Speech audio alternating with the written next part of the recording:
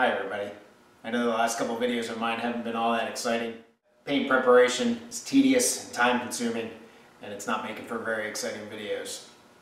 So you may ask what's taking me so long to get through all this.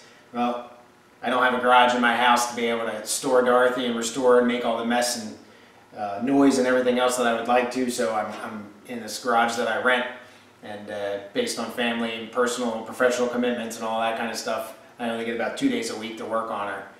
In addition, I want to do a good job, so I'm taking my time and trying to do it as best as I can. So in the interest of not boring you guys to tears, my video updates are going to slow down a little bit in preparation for paint. So once I'm ready to paint epoxy, then I'll do an update, probably to include that painting.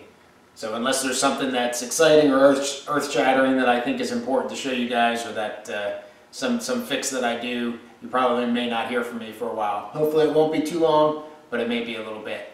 So, like I've told my friends, I'm on year 2 of a 1-year restoration, so rest assured that she'll get done eventually. So in the meantime, thanks for watching, thanks for liking, and to my now 700 plus subscribers, thanks for subscribing. Cheers.